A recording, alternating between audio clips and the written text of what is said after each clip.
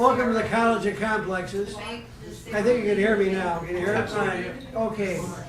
This is our 381st meeting since we started in February 2009. Where's the second speaker? What? Where's the second speaker? Right there. Oh, way back? Yeah. We put every speaker on every week, a different subject. We require a speaker to take a position on an issue or express a point of view. They have to be for or against something. We don't care what it is. We give our speaker an hour to make a presentation. If anybody interrupts the speaker, we remind the interrupter we listen only one fool at a time. It's one of our rules. Then we have questions and answers from the audience, not speeches. Then we have remarks, rebuttals. Everyone in this audience that wants to gets 5 minutes at the podium here to respond to the speaker said, for or against. And the speaker gets the last word, gets a comment, and close the meeting. That's how it works. But before we introduce our speaker, we have time for announcements. If anybody has any announcements, now's the time to make them. Any announcements? I know we have a birthday party here tonight, but anyway, that's... Jan, you want to go up and make an announcement? She's going to make one.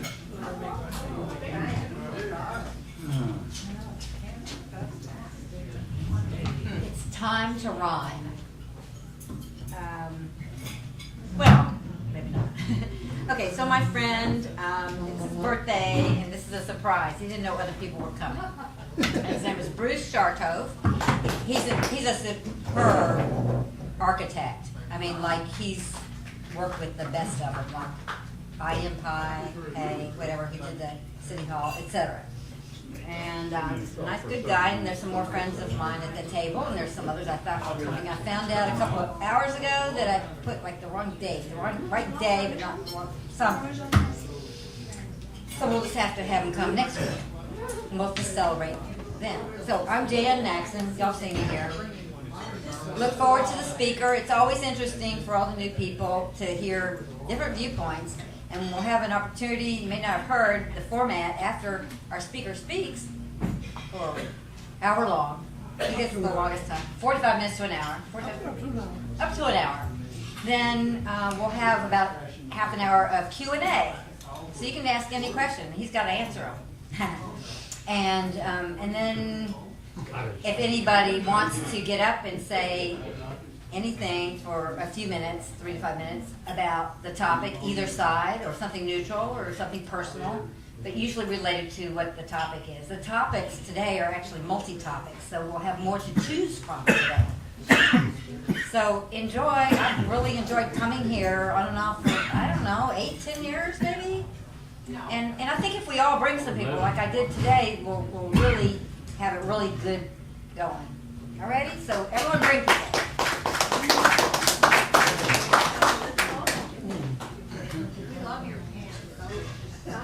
Well, just a quick reminder from Jim tonight. We're so, like you've already been told, we're so glad you're here tonight. Glad to have you out. Just a quick reminder. Our good folks here at Roma's grant us this lovely meeting room to come and meet in. We all gave Tom our $3 tonight, which Tom uses to print up the notices and buy the speaker's meal and do a few little minimum things. I try to get him to raise the fee because it don't pay for all of it. So thank you for contributing. Please be sure and do that. Because the fee is so low, you can imagine that we're not putting money in a pot to pay for use of the room. And a lot of places we'd go, we might have to pay $25 or $50 just to be there, even though we were going to buy food from the restaurant. So these people are accommodating to us, and in return, we want to be sure we're very accommodating to them, and that is order some food and be generous with your server. They get in here and they work very diligently. Our servers are now daughters of the owner. So I'm not saying that in a threatening mode, but you can be sure that if we don't treat the servers nice, Daddy's going to know about it, right? So I probably didn't need to say that. I can sell the point without that being added in, but I put it on the plate tonight. But thank you so much for coming tonight. We have a nice group here. We have some folks who are not here every week, and we're glad to have you here. We know you'll enjoy John tonight. He always gives us a good presentation, and I'm looking forward to it, John. Bring it on, man.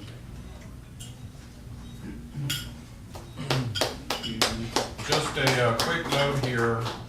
Coming up September 23rd, we have a program entitled The Secret Storm. There's a little more to the title, but that's the essence of it right there.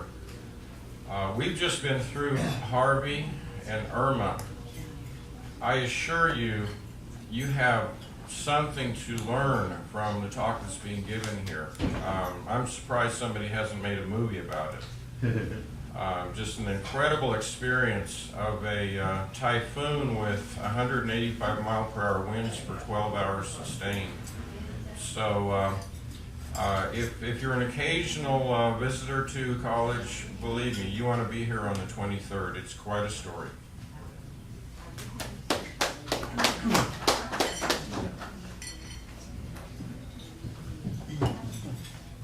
Well, I don't have to announce the 23rd, he already did, so. 29th, we have how families can suffer fewer losses as a result of heart disease. That's Dr. Robert Emerson, he'll be the speaker at that. I'm not going to read all this, it's on your itinerary. And on October 7th, Jan Lee will be talking about on the human body as a machine or a garden. It's interesting, you ought to read that. And October 21st, it's not on here, but Jim Love, who's sitting right here, will be the speaker. I forget what he's talking about. What are you going to talk about, Jim? Oh, decline. Decline. He's going to talk about decline. So, no, that's the topic. It's on the website, but it's not on my printout because I didn't print 3 pages. So, anyway, our speaker tonight is John Beesley. He's going to talk about on consulting center-right notions. He's an English-born author. He's retired after a long career with Xerox, educated in London's Imperial College and at the University of Dallas.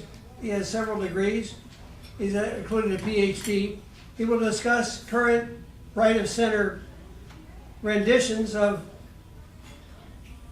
pertinent economic topics. John also tends to disagree with most of these notions, however plausible they may seem, although to agree on views of Brexit. Often, John will outline views on climate change, public finance, warnings, and socialist ideals versus human nature as best he can interpret them with a view of reaching an understanding of what actually faces us. So without further ado, please give a very, very warm welcome to John Beesley.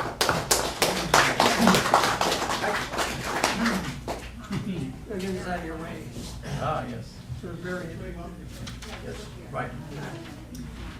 Well, good evening. Thank you all for coming. I hope you'll be have some more illumination after tonight is over. I suspect some thought against, which is why we're here. So tonight, and of course I always said my wife is eternally grateful for you coming. She's bored enough with me speaking at home as it is, so she likes others to enjoy the pleasure as well. So anyway, so tonight I'm going to talk on the topic of considering centre-right notions. Now, how this came about was the fact that each year I go back for my school reunion. We old boys get together in central London, and so I've come to know a chap called Ken Jones in these meetings. Now, Ken Jones is about 2 years behind me. He's fairly well educated. He has a law degree and some degree in finance. He worked at ARCO, and so we generally get together and we discuss politics and economics and so on. He actually apparently taught some economics and so on. So he's quite a well-educated person and a very voluble guy, actually. So he's always interesting to talk to. Well, Now, the other fact about Ken is that, as you may know, I have a house in High Barnet, which is on the edge of London, right on the end of the Northern Line. It's really not quite in London, but it's surrounded by the Green Belt, which surrounds London. And the feature of High Barnet is that it has an old pub, over 350-year-old pub called the Mitre Pub. It's a coaching inn. You know, when the stagecoaches left London from the city, they'd go up City Road and they'd come to N1, which is Canterbury, where we used to live, which is about 2 or 3 miles from the centre, and then they'd continue on up to Highgate, which is up this steep hill, and there's another coaching inn up there called the Flask, and you can still see the remnants of where the coaches pulled in, and so on. And so when they got to High Barnet, which is one of the highest areas of London, in fact, by the time the horses were exhausted, the Mitre was a coaching inn, so you can still see where there's a gap where they pull in off the street and they stable the horses. And so this old pub is very interesting. It still has the sort of old beams and features of the pub. But more to the point, on the third Sunday, every month, they have a jazz session. So when I'm over in London, I tend to go there. Ken goes as well.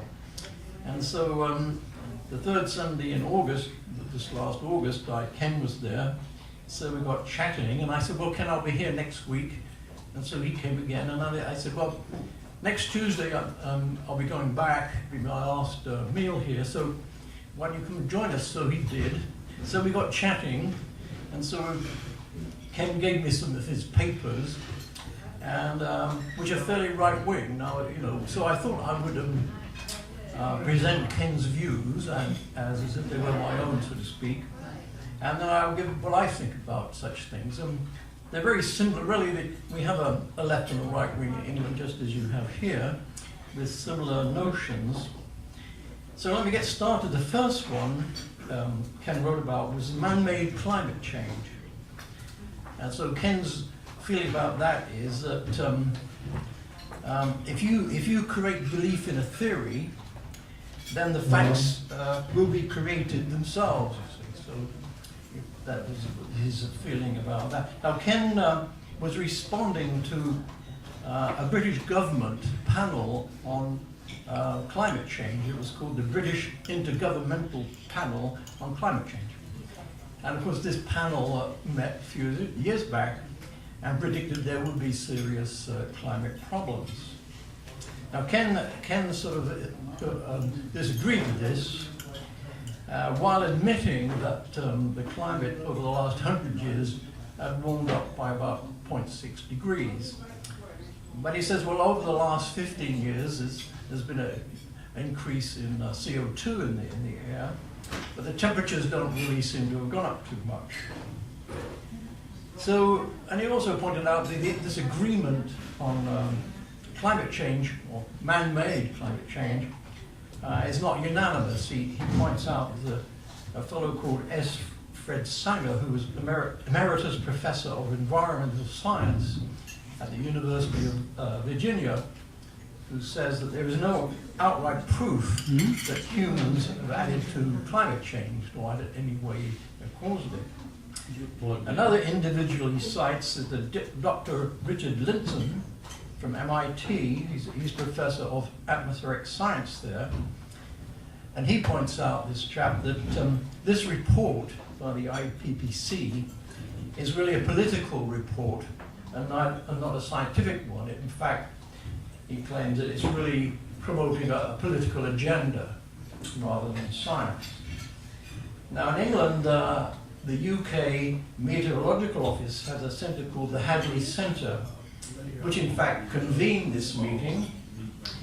And of course they have a climate change model that predicts climate change over 50 years.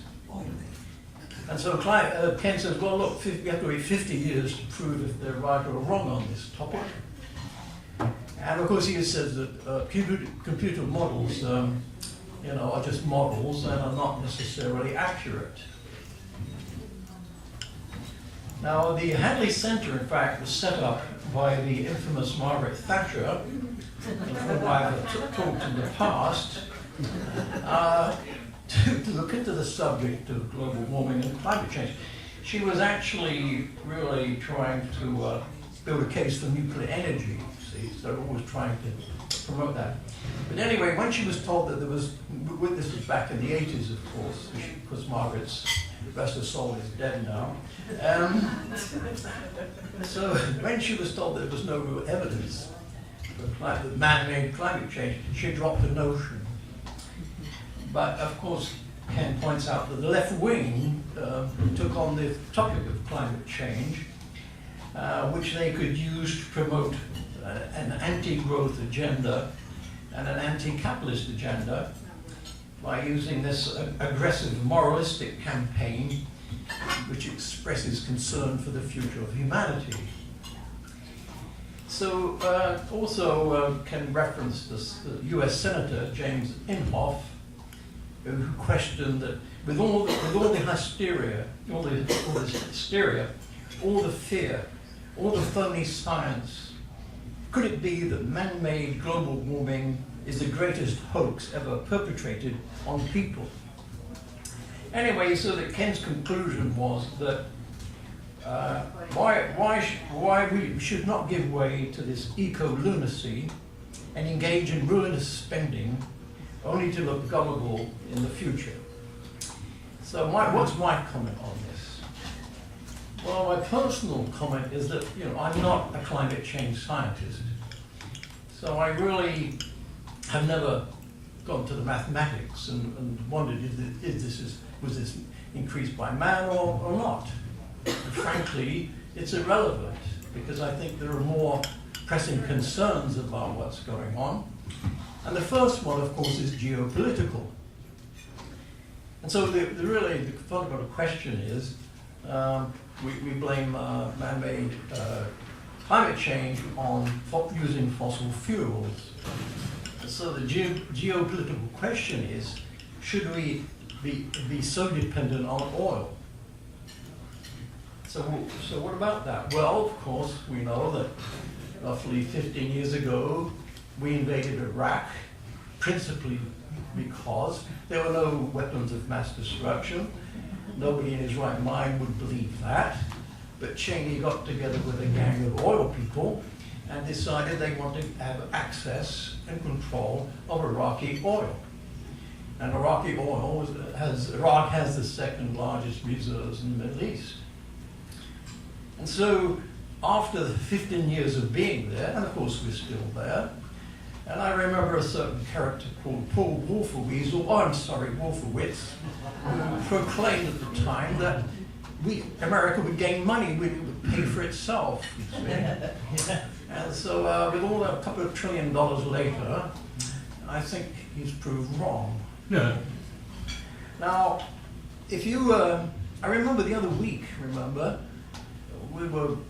people were saying, well, I drove to 5 or 6 petrol stations, or gas stations, before, and couldn't find gas, you see. It reminded me of when I came down here with my dear wife in early 74, and I remember there were lines at gas stations. Why was that? Well, OPEC decided, because they didn't like America's position on the Arab-Israeli oil, they would promote and conduct an oil embargo on America. Remember all those lines, and prices went up. And so in fact, prices did go up over the period of 1970s, from about 72 to 80, prices went up by a factor of 10. The oil companies, of course, loved it, but that had a huge rippling effect in the economy. In fact, that set off this huge inflationary spike. It wasn't the greed of trade unions, it was in fact, well, there was overspending on the Vietnam War to start it, but was finished off by this huge spike in oil. And so what happened? Well, inflation rose to about 18%. And Paul Volcker, who was head of the Federal Reserve, decided to stop it. And as you may recall, interest rates, if you had a mortgage, they went over 20%. Okay. Now the sad fact of this whole matter was that at that time, Japan and Germany were entering the US market. And so companies like Xerox, who were funding new development, basically, you know, if you price you to a return on investment of products, you look at the interest rate. And if it's higher than a certain amount, you don't do it because they won't pay. So that started this diminution of investing in America. And also what happened was, of course, the corporations began offshoring to gain competitiveness. And so that was the effect, that was a geopolitical effect of oil and the whole embargoes. Now, as recently as just the beginning of last year, the Saudis were concerned about fracking in America, decided that it was denting and lowering the price of oil. So in fact, they overproduced on oil. And they drove oil down to, it was, you should remember, it was over roughly $120 a barrel. And their overreduction drove it down to $27 a barrel. Of course, we all benefited from cheap gas prices. But their intent was to cripple US fracking. Well, they certainly put a dent into it, but in the meantime, they wrecked their budget. And so now on the London Stock Exchange, they wanted to sell 5% of the Saudi oil company on the London Stock Exchange, or at least 5% of it. It's worth actually $2 trillion. And now, of course, since they've stopped exporting so much, oil has gone back up to between $45 and $50 a barrel again. Now, actually, all this long period since 45, the US has been pandering to Saudi Arabia.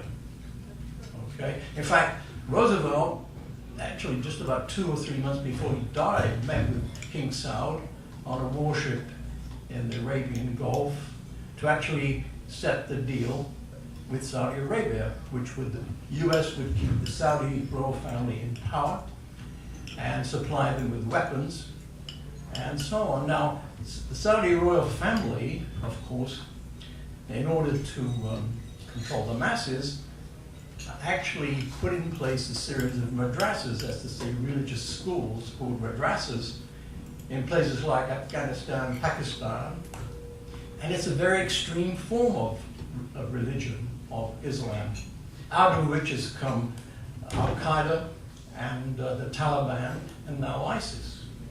So that's one of the effects of pandering to Saudi and the oil cartel. It's geopolitical. And so, of course, you may remember back in the 70s, Carter was the president, of course only for 4 years, but really he talked about having energy independence. Well, of course, Reagan came in, the whole notion of energy independence was nixed. Similarly, back in the 90s, GM came out with an electric car. For similar reasons, that got nixed too.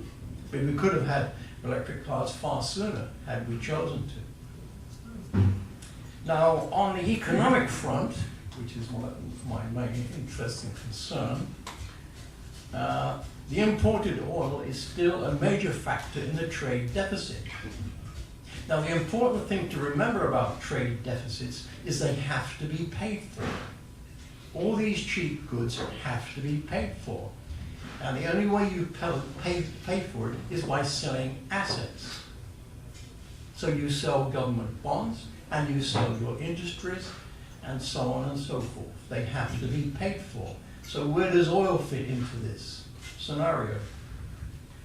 Well, in 2012, we had the peak value of oil imports of about 358 billion a year. That was when oil was over $100 a barrel. Now that amounted to 75% of the trade deficit of about $500 billion a year, 500 billion a year. Now nowadays, 2017, of course the oil price has gone down and fracking has helped, but we still import about 150 billion a year. Now that amounts to about 30% of our trade deficit, which is still running at 500 billion a year. So you can see what's happened is that even though the price of oil has gone down, American imports of goods has gone up by about 235 billion a year. Now, if we didn't have fracking, this trade deficit would be about $750 billion a year, which it was just before the crash in 2007. So this oil dependency, quite regardless of whether it's global warming man-made or not, I think is a serious concern, has always been a serious concern geopolitically and economically. And so the other thing to say about it is that oil is a hydrocarbon and is a basis really for organic chemistry. So what we're doing is we're burning up a valuable resource which cannot be replaced. I mean that's the basis of plastics and other chemicals. So my conclusion is, look, the future of the world is definitely electric. We've seen, in fact, Jaguar Land Rover has announced that after 2020 it'll all be electric cars. And I know that BMW, Mercedes, and now all their vehicles are going to be electric. And so we can use oil for more productive purposes, that's to say plastic and chemicals. We don't have to go burning it. And in fact, with renewable energy now, we eventually will be able to go totally renewable, so oil won't play a part in that. Now, one thing to note that in February of this year, half the power in Texas came from wind, which is quite an amazing thing, since it's an oil state. Over in England, we have North Sea oil, which we have these wind farms. Being England, of course, the whole lot is foreign owned, as much as all of our public services are, as you would expect of what's going on. But perhaps America can keep control of its services and industry. All right, so that's the discussion about global warming and effect of man-made. It's really, I think, irrelevant, really. We're going to electric anyway. And it will come quite quickly. And in fact, the economics of wind, now these huge turbines, now they're economical when the wind is only blowing 10 knots.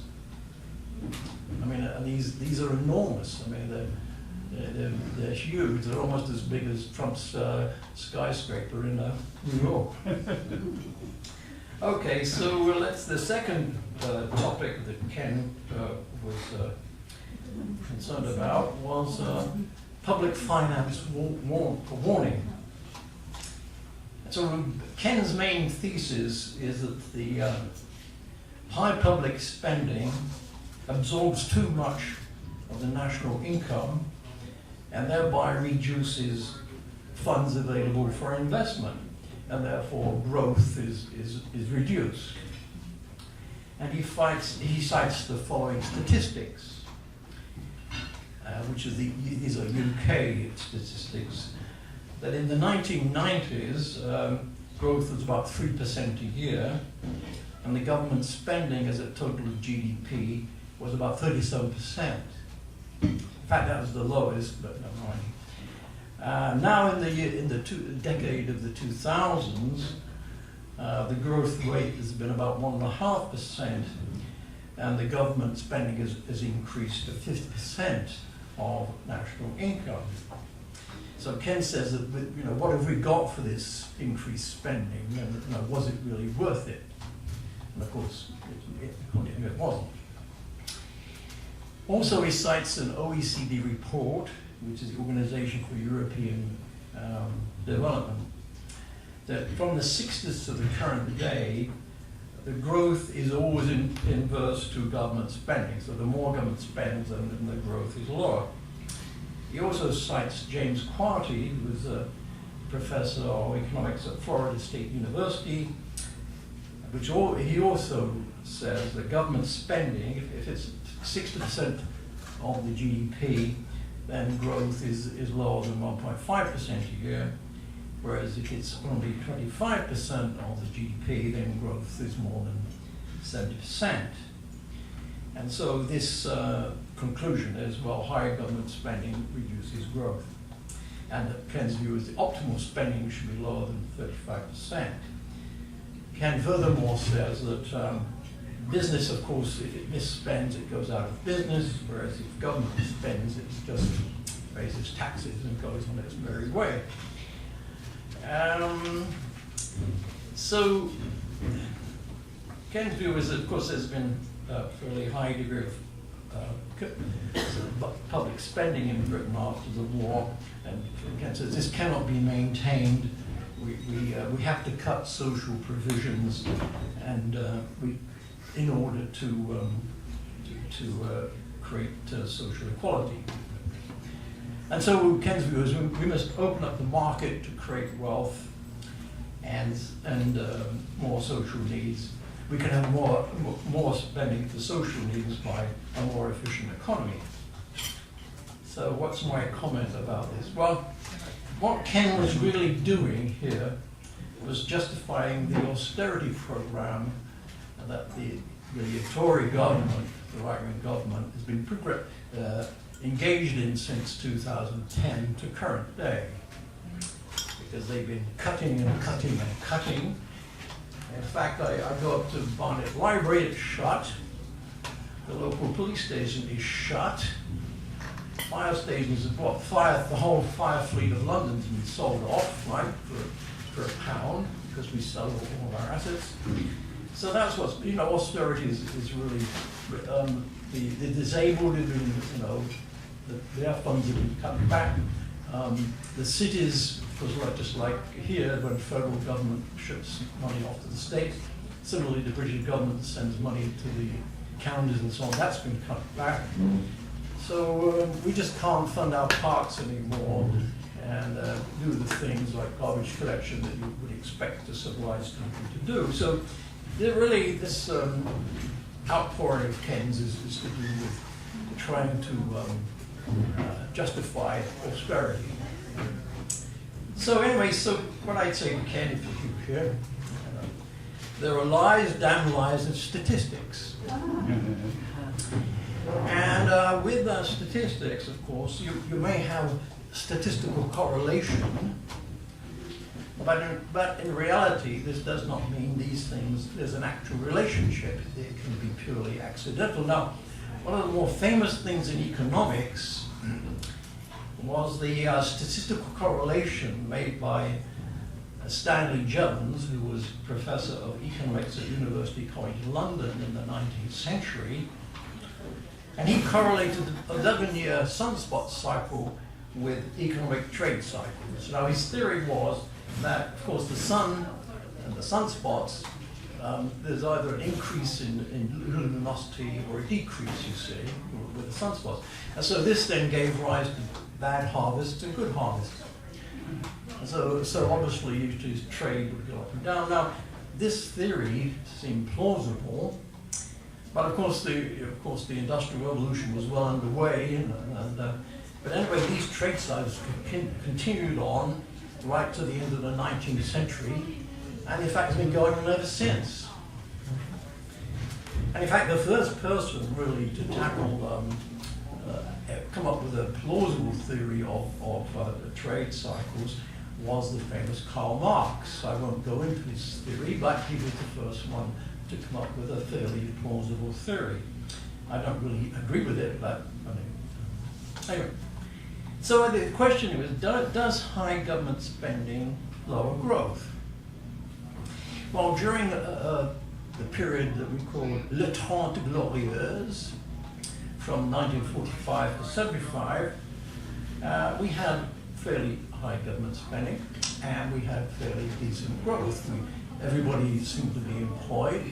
In England in the 50s, unemployment was about 1%. So we were running under what was called Keynesian economics. Well, of course, Ken, my friend Ken, brands Keynesian economics is total rubbish. He's a fan of Friedrich von Hayek, of course. You can ask me questions about him in a minute, but if you want. Now, so after 1980, we had globalization, okay, which I term a war on the Western working class. Okay, that's been one of the wars that's been waged. Of course, the working class and the unions were blamed for inflation and being too greedy and demanding too much of the pie. And of course, the working class believed it. And they believed Ronald Reagan too promoted that idea. A total nonsense, of course, but then again, much of what he said was nonsense. But what did we see? What was really going on from 1980s? Well, we saw wealth and production being transferred to the East, okay, to Asia. We saw the underdeveloped countries really growing quite well. For example, Brazil, back about 20 years ago, was the place to invest, and their economy did really take off. So in those countries, in the Asian countries and Brazil, Latin America, who had very low government spending, promoted, of course, and decreased by the so-called Washington consensus, which you can ask me about if you want. Of course, they had low government spending and very low labor costs. And so, of course, the money they got did go into industry, and they had very high growth. And the Western countries, on the other hand, you had wage stagnation. In fact, the highest wages relatively were in the mid-70s. Since then, the median income has been floundering. And you've had an aging population. You've had insecurity of employment. And of course, so this all promotes a higher burden on social spending. Now, what happens when you have wage stagnation? Well, consumer spending contributes to about 70% of the economy. So when you have wage stagnation, you have less demand, which means you'll have lower growth, just by that factor. What else did you have? You had offshoring, which meant there was less investment going into American productive businesses, which also lowers growth. The other factor we had was the increase in the service economy, what I call part of the neutral economy and the distractive economy, which of course burdens the real productive economy, which was decreasing. So that causes lower productivity and lower growth. So that's really what was going on. And so let's talk about government spending during recessions. And so talking about England, the normal government spending is around, as a proportion to the GDP, is about 38 to 40%. And the lowest, as I said before, is about 37%. Now, the very, very right-wing Thatcher government, after the crash in 1980s rather, the spending then as a proportion of GDP went up to 46.9%, because after recession, then unemployment pay increases and government decreases. And so, of course, the economy shrinks. So obviously, if the government is spending more on social unemployment and so forth, the proportion will obviously go up. Now, under New Labour, of course, they were in power from 1997 to 2010, and the crash happened in 2008. Their spending went up to 45.7%. So actually, their spending under New Labour, it was less than Thatcher's. And so Ken's notion that government spending always goes up willy-nilly, obviously it will when you have a recession. And so Now, since 2010, we've had a right-wing government, basically, the Tory government. And they've actually cut, and of course, as I just said, after the crash, the spending went up to about 45, nearly 46%. Now they've had austerity, which means they've cut all government spending year after year after year, and they're down close to 40%. So what has this done? Well, of course, after the crash, the economy in England was recovering, just as it was doing here. Remember, Obama was widely criticized for putting 800 billion into the economy, but that did stimulate and get the economy going again. And I must say, it wasn't as much as it should have been, thanks to Larry Summers, but it did do the job, slowly. In Britain, we recovered. We were coming up again from the nadir of the deep recession. But once you cut government spending, you go straight into a recession. Because those are the only people who are spending. Because all the companies are laying off and they're not spending. And when no one's spending, there's no demand, and that will tank the economy. It's very simple to understand. So anyway, so as I say, this austerity actually, as it increased, the other thing that happened was the Tory government in 2010, it cut the benefits, cut money for the disabled and so on and so forth, but he gave a 10% tax cut for the top percentile, which is very nice. Now, what did that do? Well, it didn't do much for the economy. That's basically Trump's policy today. Cut benefits and give tax breaks to the richest. You will have a recession if he goes far enough. So actually, in England, the budget deficit, in fact, the Tory government promised that they'd cut spending and they would balance the budget. You've heard that one before. What happened? The actual deficit increased. That's what happens. It's simple Keynesian economics, which, of course, my friend Ken described as garbage. Well, I'm a Keynesian, you know. That's what most people used to agree with back long ago, before this neoliberal craze took hold.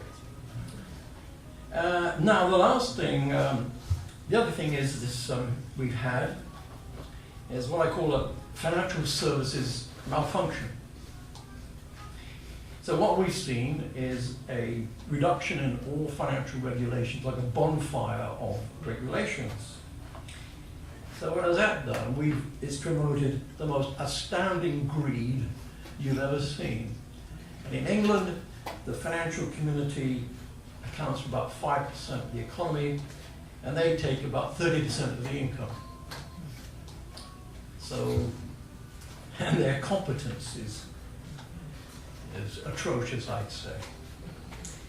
Now, the US, what's happened in the US? Well, of course, what's happened because of this trade deficit, of course, this money, this trade deficit actually has come back to be laundered through the West, really. So that's why you have this basically low interest rates and hot money. And of course, this has been recycled by the banks, and especially the shadow banking system. And that, of course, has funded the two bubbles that we've seen, the dot-com bubble in the 90s and now the housing bubble in the 2000s, caused by this trade deficit. So I keep harking back to the problem with trade deficit.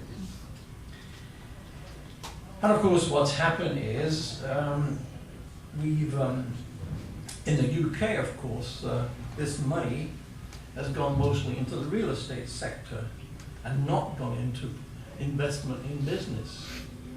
So in London now, the house prices have just gone completely through the roof. I mean, it's ridiculous, really. 1,000 square foot house, $1 million. And of course, nobody can afford it. So I'm lucky to have a house. In London? In London. In London.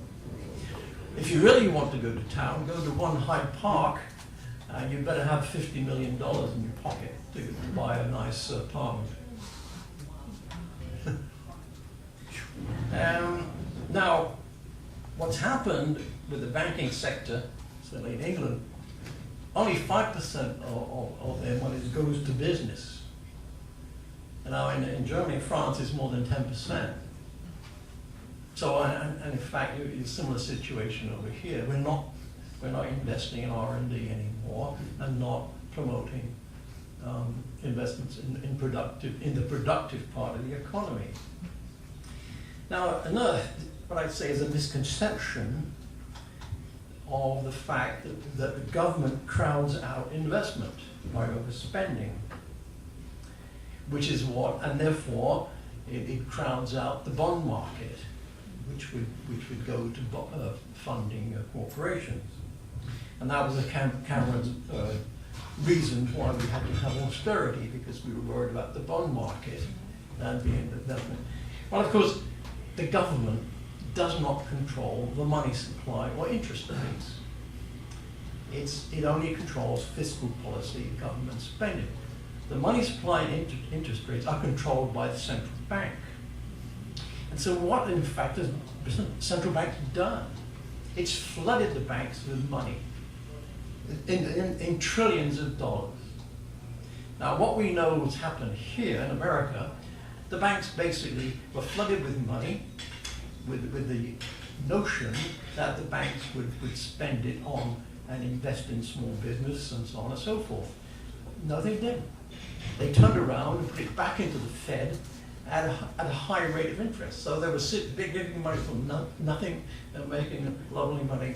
Also, of course, basically in Wall Street and London, we have a casino banking scheme where we have a $3 to $4 trillion a day in the Forex market, which is gambling on money exchange rates, which is why they wanted to have hands on our deposit banks, because when you are manipulating all commodities and manipulating the stock market and manipulating everything else, you need large sums for it. Now, the banking situation in London is nothing more than a thieves' den. I mean, you name the financial crime, and they've done it. Launder money, drug cartels, arms sales, financial mis-selling, offshore tax evasion. They'll do it. They've done it. I mean, they've completely, financial arbitrage. Anyway, they've done it. I mean, basically, now. England, just like US, needs to finance in itself, refinance itself, especially after Brexit. Now, given this gang of criminals, I doubt that will ever happen. But so the thing is that this money should have gone to the SMEs as intended, but it never did. Now, one thing that did happen was that. Take the Royal Bank of Scotland as an example. Of course, it went broke. Like most banks, the truth to be told, if you look at their balance sheet, we're broke. We're totally broke. Or every major bank in the world, Western world, is broke. German banks, French banks, British banks were all broke. They were rescued by a central bank, massive injections of trillions of dollars. So these criminal class, which I call them, broke the bank and then were rewarded. Okay, so what did the Royal Bank, what was their forte? Well, they of course were broke, their balance sheet was destroyed. So they decided to call back their loans to the small businesses to build up their balance sheets. And they put all these small businesses out of business. So that's the brand of bankers that we have. They're totally useless and worthless and everything else. Now, there's that our friend John often talks about, the Basel III Agreement, which doesn't help all this, because the Basel III Agreement, which is the Basel was set up as after the First World War as the Bank of International Settlements, really to deal with the funding and reparations after the First World War. But this bank is still in existence and is really sets of rules, general rules for banking around the world. Now, what they've said is you can't lend money to business without them having collateral. Well, you know, in a situation where businesses need, you know, have flaky, often collateral, they need money, you know, and so they'll be given less on it. So my view about the banking situation is that they become criminal enterprises that serve themselves and not the public good. So the bottom line, this gang cheat the 99%, and also the austerity so beloved of the right wing never works. It will always cause depression. And so, okay, so that's the topic of second government spending line. So the last one is the topic of socialist idealism versus human nature. Now, Ken believes that socialism has undermined Britain and can never work since it's thwarted by human nature. So now, he said that today's Labour Party is far removed from its Methodist roots, as to say its religious origins, and in fact is now engaging in cultural Marxism, which is bent on destroying the institutions of state, following the precepts of a chap called Antonio Gramsci, who was an Italian communist who was born in the 19th century and died in 1937. And so Gramsci's main feeling was that the working people would never rise up and do any good. So the weapon of choice would be infiltration of the media, establishing a benefit dependency, of lowering educational standards, of marginalizing Christianity, and introducing mass immigration. And this would rip apart the social fabric of a country and cause mayhem. So apparently this is what the left and the Labour Party are doing, have been doing. And of course this subversive infiltration, of course, is cloaked by the sentiments of social justice and economic equality. And he also points out that any dissent to this subversion that is going on is countered by cries of political correctness and accusations of racism. Ken also notes that in 7 decades after the war of various social programs, and that has not improved social mobility, that the class system and the hierarchy hasn't changed that much. And so, and he said, well, the problem of why this happens is failings of human nature. And he quotes John Stuart Mill, who was an economist in the 19th century, who wrote a book called Principles of Political Economy. And Mill stated that once most people have achieved a tolerable state, they will not exert themselves anymore to improve it. Well, I think that's a pretty good deal myself.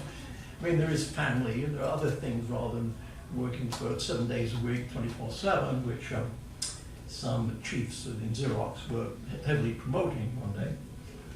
Little good did it do them.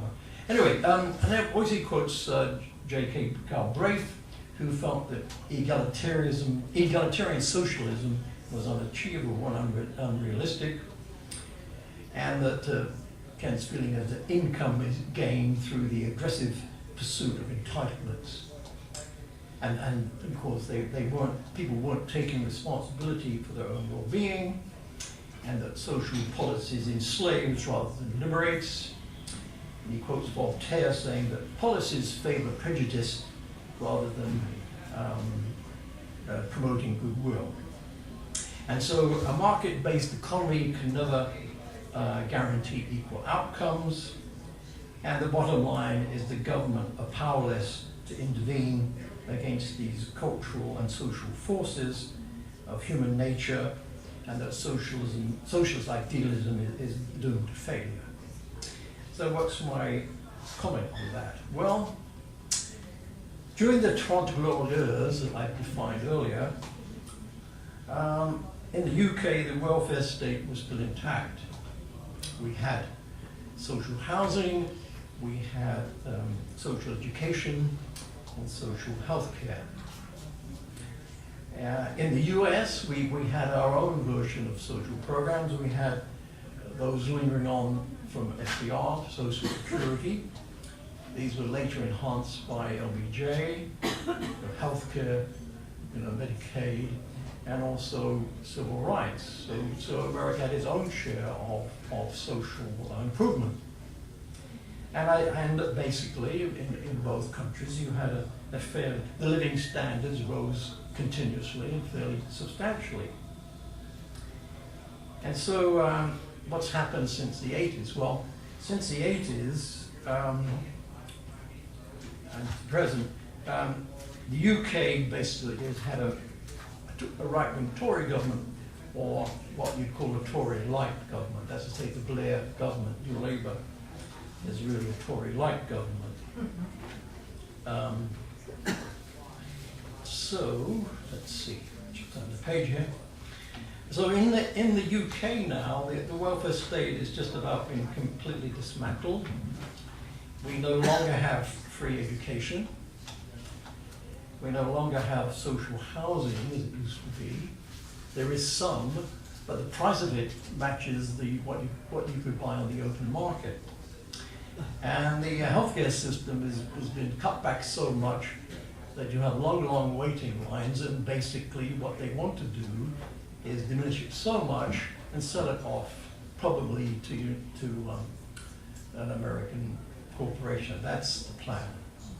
So this whole layer of welfare state has been slowly dismantled. Now, whether or not is because actually people like the health service, so that won't happen, but they want it to happen, and they're trying to drive it that way.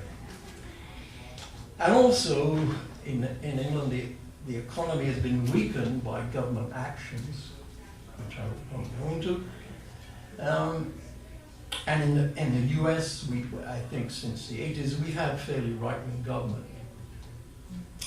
So what's happened? Well, the economy has been sabotaged, and my book on that, I recommend you to read, because America used to pay its way in the world, has not paid its way for now since the 80s, and it's getting worse. And the productive, there's a professor at used to be, I think he may still be a professor at a university in Dallas called Loyal Jeffrey Dumas, wrote about the overburdened economy, and he divided the economy into three parts: the productive economy, the neutral economy, and the distracted economy. And so the last two actually, if they get too large, the true productive economy can't support them, and that's what we've seen. That's what we've seen. And so what's happened? Well, we've seen living standards have stagnated or fallen. Employment has become less secure in the US. Education's, and the same in England, education's been unaffordable, and inequality has increased markedly. And all debt has increased, both public debt, private debt, especially in the financial sector. And of course, we've seen a recession every 8 years, each one worse than the last. And where we're going, we're going to have another one, and it's going to be really bad, because the financial criminals have not been chastened at all, one bit. And so, I think I'd say to Ken, look, you can't really, this catalogue of woe, to blame this on social idealism or failures of human nature really is really quite preposterous. So we're really to blame is the full implementation of neoliberalism and globalization. That's really what's gone on. And you had a loss of economic democracy. As Tom rightly says, that we have the best democracy money can buy. It's after Citizens United, really, the average person really has no say in anything. And you have, of course, the worship of money and the maximization of profit. And the real religion of America is this worship of money, capitalism. It's certainly not any spiritual values. Everyone's got less caring and more greedy. And so what we've also seen is a denigration of public services and those who work in it. And so what we have seen is the praising and rewarding of the most worthless people in society, especially the banking sector that I've just described, what they've been up to. And who really are the extractors of wealth and not the creators of wealth. And so that, I think, Ken, is what I'd say. We've had a very bad economic setup based on greed, globalization, shipping jobs overseas, and all this must be paid for. And jobs have become more precarious, more people are, especially the poor whites we know, are committing suicide more than ever. The most probable thing you're going to do when you buy a gun is commit suicide with it. And so that's what's gone on. And in Britain, we've been, to pay our way with our trade deficit since the 80s, we've been selling everything off. I mean, as I say, water is owned by the Germans, power is owned by the French, London Airport, Gatwick is owned by the Spanish, and the wind farms are owned by, I think, major investment in wind farms are the Dutch. And we've sold off, Scotland Yard, it used to be the home of the police force in London. That's been sold off for apartments, probably to sell to the Chinese. If you go along on the embankment in London, you'll see all these towers that are really quite spectacular. And you look at the lights there at night, very few lit up, because they're piggy banks for the Chinese and the Russian oligarchs and other rich criminals of the world. So that's what we've become, really. And it's the failure of governments and of government in Britain and this country is going the same way. So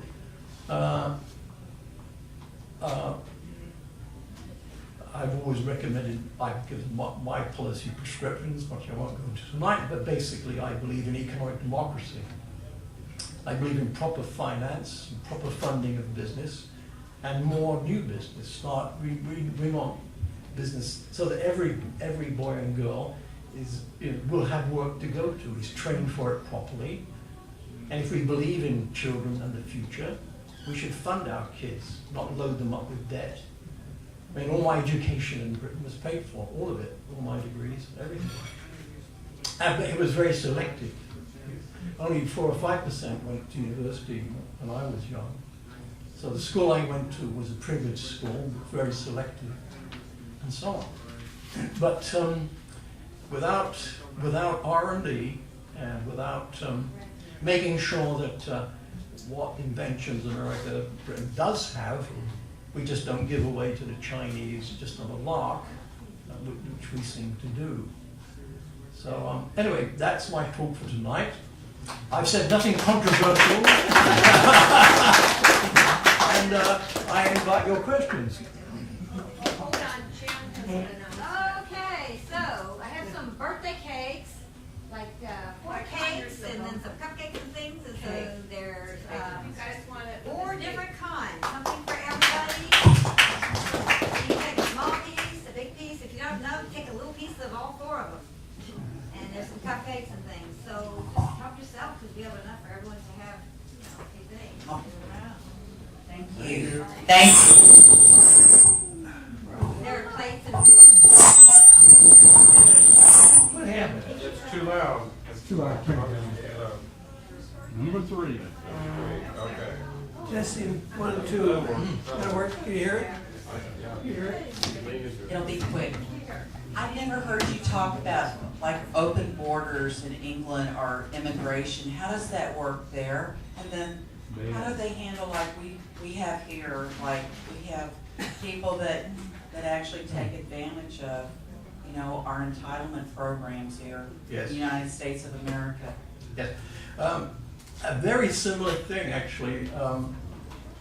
Britain in 1972 agreed to join the EU. Now, at the time, it was meant to be a customs union and a free trade area.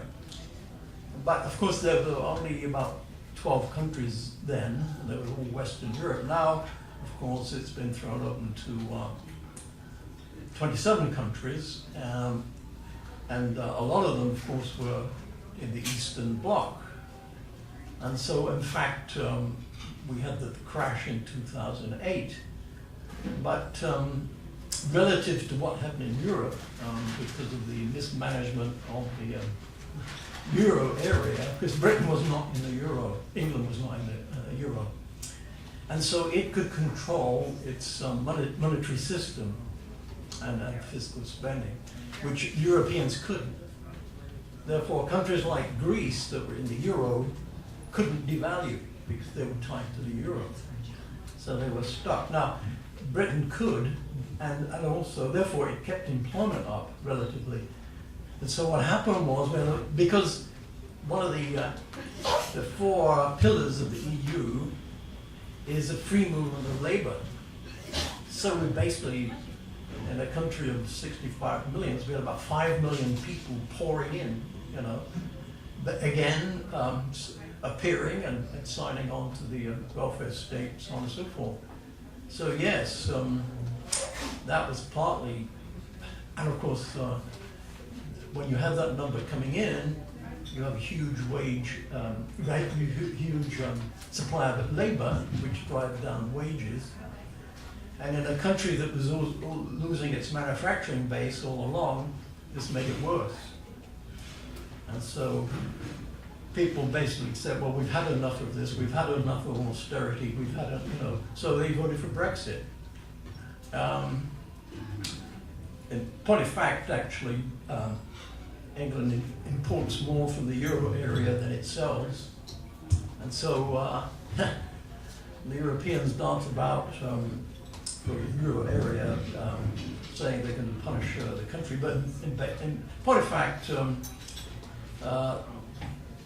the rest of the world is growing faster than the Euro area, so really, as James Dyson says, the Dyson of the vacuum cleaner, says that really Britain can do quite well outside of it, and I think so too, but it must start investing. It must have a financial system that I'd reform top to bottom and make sure that pension funds and insurance funds by dictate are invested via bonds in productive businesses, because that's what we need.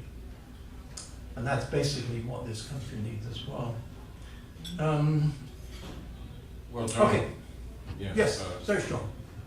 Next time I'm traveling internationally, I think I want to stop at Heathrow and find this pub that your friend Ken is imbibing at and figure out which draft it is that's giving him such mental clarity. I'm quite impressed. Well, I can tell you actually that this pub is in High Barnet, not Heathrow, but the brand of beer that most of us drink. See, the only person living across the street that remembers me when we used to go down on the tube together is Frank. He's in his 90s, and so I went across and knocked on his door, said, Frank, let's go to the Mitre and we'll have a couple of pints and I'll buy you some food. And so the beer is called Abbott. Abbott Ale is the brand of beer that we will drink. Abbott Ale. Abbott Ale, yes. Okay, and my question actually, rather than a comment, Yes. is the last reporting year after NAFTA and GATT were being implemented on the tariffs, the funds brought in by tariffs, was $493 billion. And we were assured by our politicians that that was no problem, it would be covered, and so forth. What it sounds to me that you're telling there in your talk is that in fact that relative 500 billionaire has never been covered. Is that what you're saying? Yes. I mean, actually, if you care to read my book on the topic, I talk about the problems with NAFTA. I mean, that was the start of it.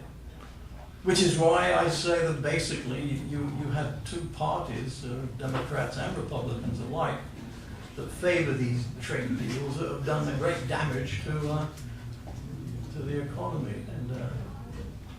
And that's so yeah, these trade deals aren't, you know, as I've mentioned in the past, because John's now left us, he's not away, the fact that had the US listened to Lord Keynes in 1944 at the Bretton Woods conference, he promoted the idea of balanced trade. So you could never have a trade surplus, a long-term trade surplus, or a long-term trade deficit. Of course, the FDR administration flatly rejected all of that, and so we had fixed exchange rates up until the US crashed off the system in the early 70s. Had we had that, in fact, this globalization racket could not have taken place in the way it has. And so that's a very little known fact, because they blame Keynes for setting up the IMF and the World Bank. In fact, he wanted a world management of trade and finance. He could see that what was going to happen. And as I say in my esteemed book, when he was sitting across the table from Harry Dexter White, he probably realized what would happen in the long run. But Dexter White, who worked for Morgenthau, the US Treasury Secretary, was bound and determined to go back to fixed exchange rates and so on. Well, that's what happened, which is why if I gave my talk about the sins of the Democrat Party, I gave my sins of the last 80 years, but it basically started in the war. Basically started in 1940, actually, but there you go. Governments do what they do for political reasons, but with the politicians who have who have notions, but are generally not schooled in finance or economics or even rational thinking. Unfortunately. Yes, sorry. John, I agree with most of what you have to say. I do have a few bones to pick with you, though. Well, your friend said we'll have to wait for 50 years to see if the global warming models work. In truth, we don't, because time is just a number to a model. So you can run them backwards. Yeah. Well, no, I meant... And they don't work. No, well, what the point was, is it man-made? Is global warming man-made rather than... Because it's generally agreed, I think, there is warming. But is it man? But with models, look, you know. The models reinforce the idea that it's man-made. Well, and I'm saying you can run them backwards and they don't work. But you're right. That's kind of irrelevant. Yeah. You talked about oil. And oil, yes. About oil and the trade deficit. We do need to do something about the trade deficit. Right. The good news is we could be self-sufficient in oil. And what I've read is there's a couple hundred years supply here in the United States. We don't have to import oil, but because of the price we do. And to me, the simple remedy for that is to put about a $20 a barrel tax on imported oil. That would boost the oil industry, and that would reduce the amount we. Well, that actually, you see, tariffs go. You could do that on everything and cure the trade deficit. But you see, it's a political. Also, you see, you're tied into the WTO rules and so on and so forth. So, but we have a president, oddly enough, who wants fair trade, which means even trade, to get rid of this trade deficit. Everybody hates it, not everybody, but a lot of people do. But I'm only on board with that. We need fair trade in the sense if we're gonna buy from you, you gotta buy from us, or Yep. I buy from Joe.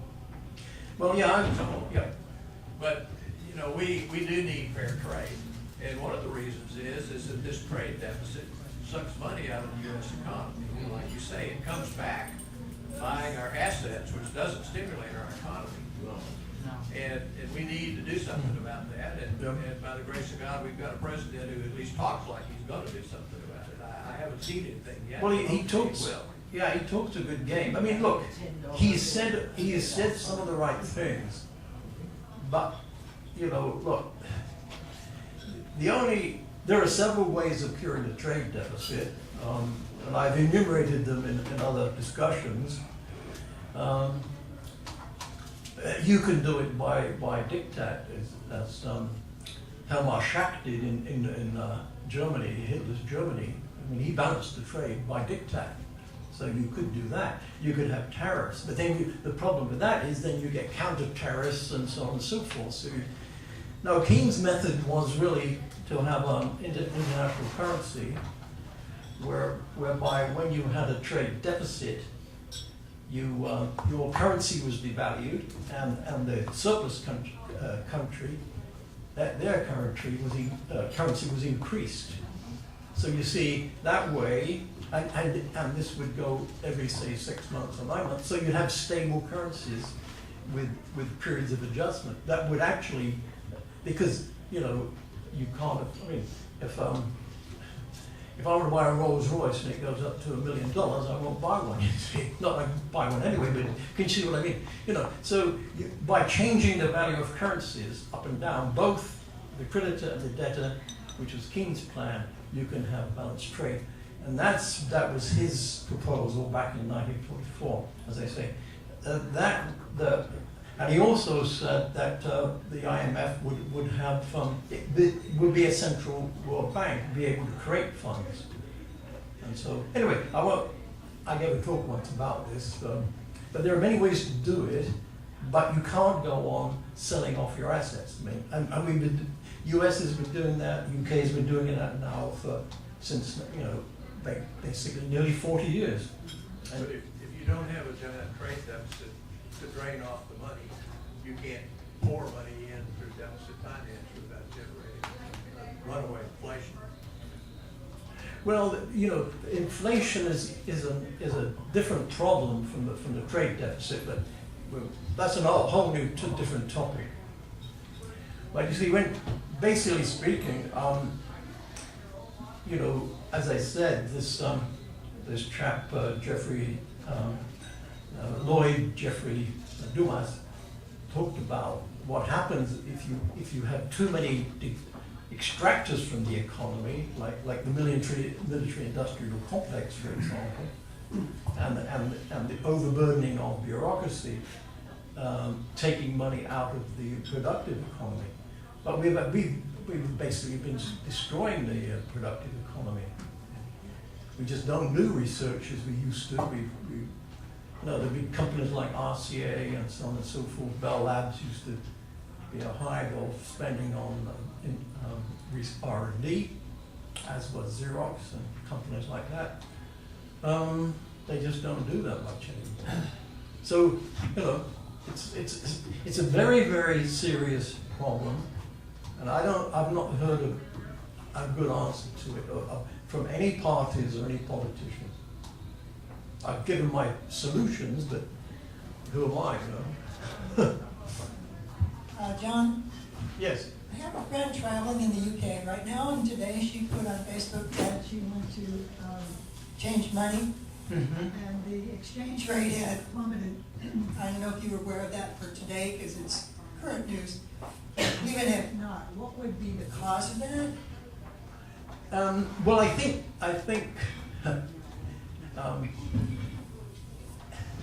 exchange rates, look, okay, a currency is only as good as the productive power of a country. You mean, basically, the dollar, what stands behind the dollar is really the productive power of the USA.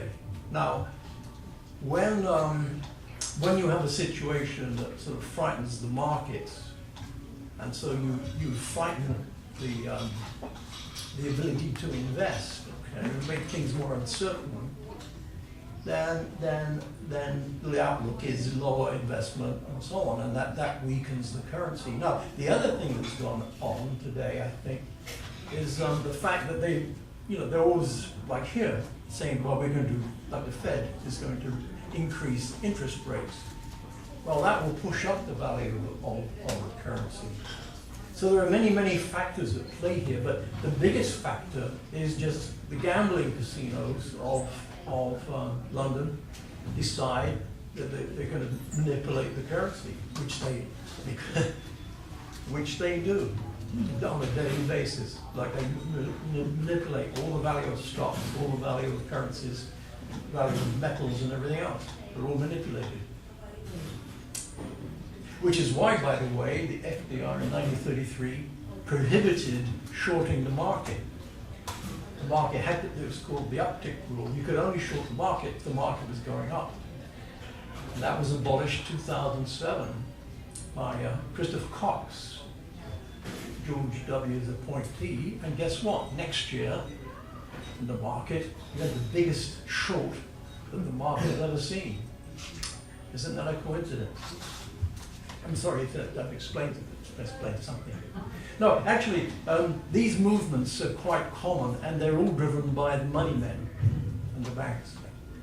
And sometimes, but they'll take any excuse. Like over here, the government's, say the president sneezes, well, that somehow is going to have a negative effect.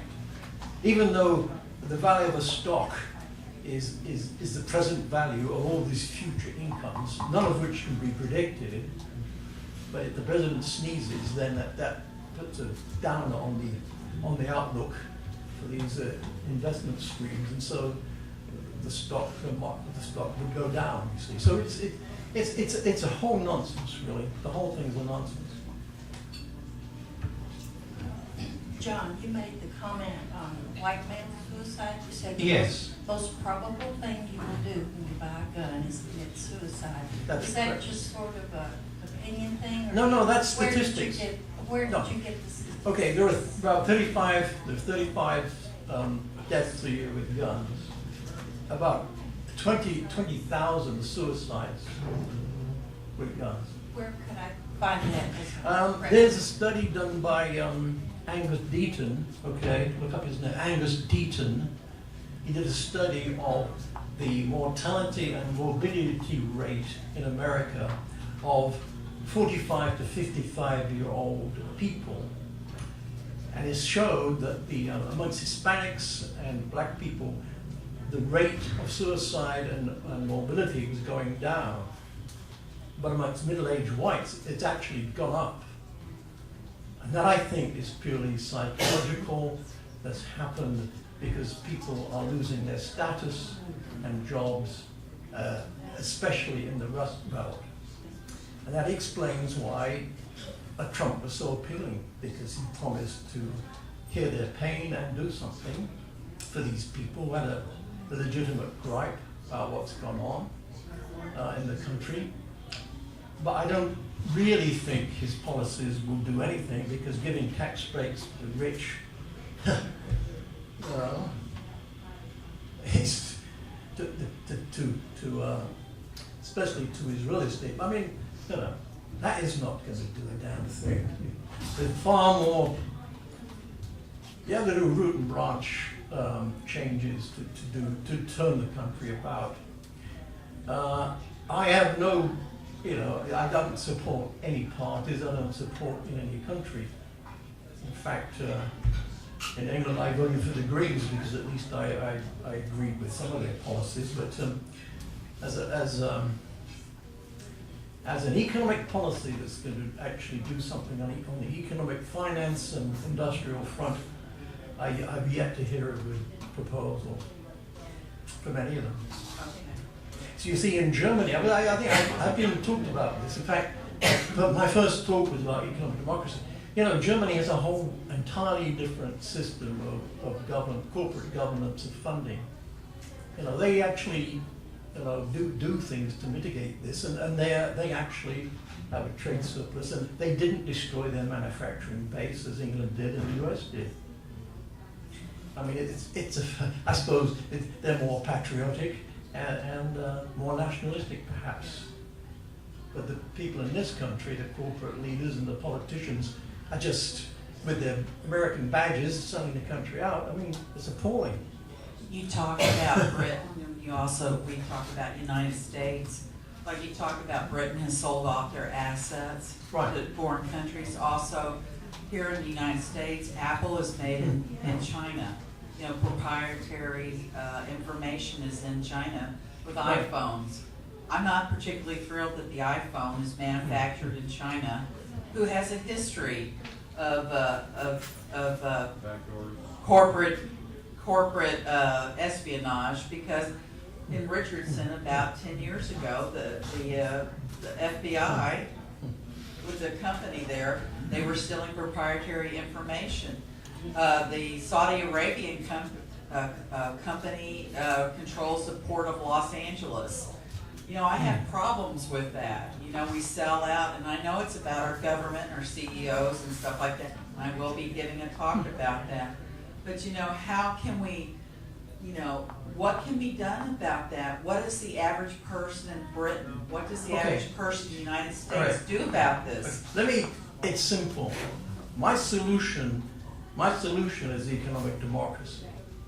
Because in these big companies, that the coach at the top are given huge tranches of shares, okay?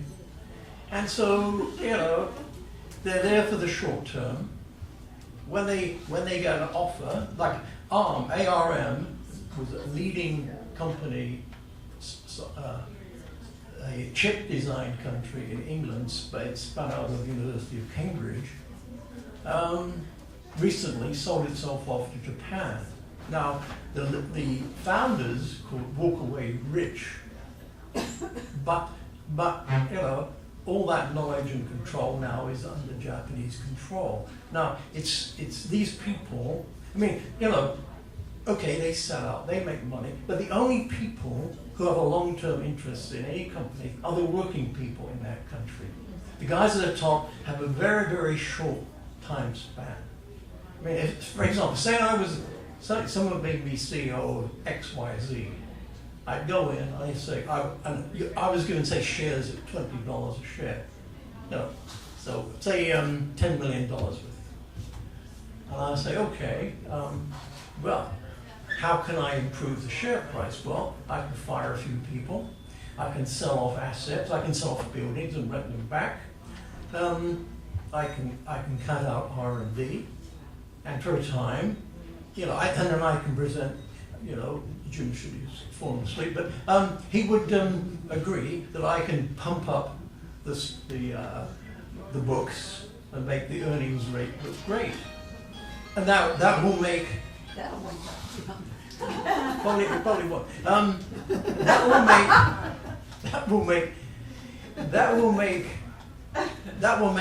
That will increase the share price, okay? And after 3-4 years, I will cash in and leave. And what I've done is I've rewarded myself, but I've damaged the long-term health of that company. You've raped Britain, you've raped the United States of America. And so, as I said, when you have untrammeled greed, okay, and these people at the top, I've seen them. I say they're very low intellect and no moral values or ethical values at all. At all, most of them. I mean, look, I went to a privileged school, I went to Imperial. Now, you don't get into such places unless you know who's got some brains or not. I know brains, I've seen it. I've seen Nobel Prize winners at work. I've never seen any integrity or brain power really at the top of corporations. I see a lot of squabbling and stupidity go on, and meeting after meeting after meeting after meeting, just for the sake of meetings. Unless we get back to having ethical standards, okay, where people with integrity are valued, not those who pride themselves in ripping people off, okay? Unless we get back to that sort of a thing, and we start recognizing when you help society, and you help people, and you help business, and you grow business, and you create more businesses, you know, we'll continue to go backwards, as Britain has done now. You know, that's the fact of the matter. Now, when you have basically huge corporate bribery in government, and every damn one of them who gets elected, you know, is bribed basically to get elected with this huge amount of money, made worse by SCOTUS, right, and the Citizens United. I mean, you know, you see these things go. I mean, you know, look, I came 1968 when times were good. Everyone was working. Secretaries could, you know, have a nice apartment, cars and whatnot.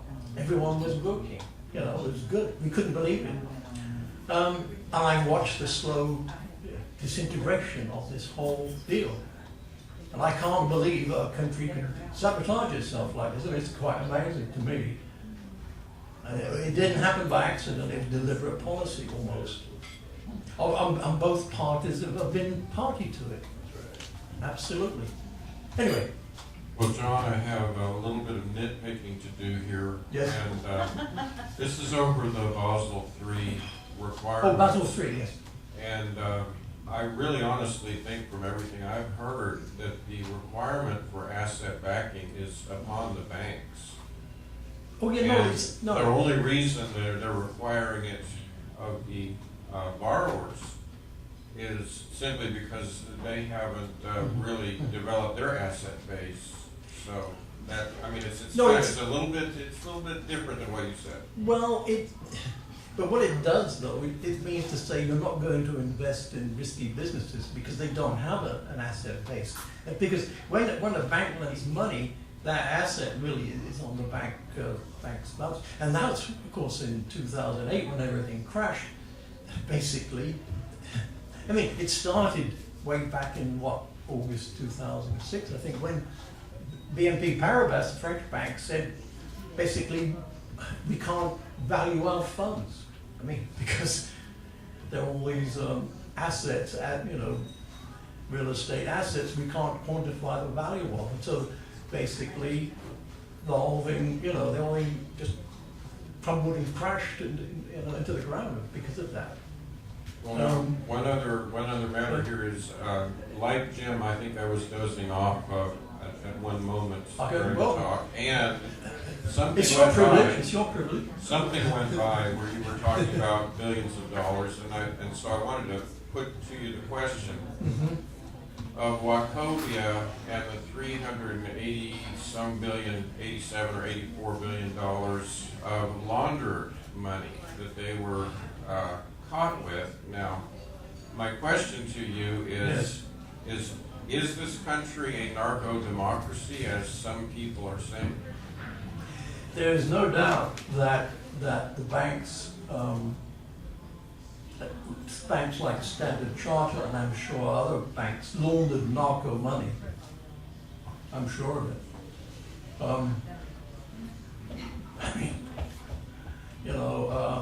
And engaged in the arms trade, funding terrorists. You name the financial crime, and they did it.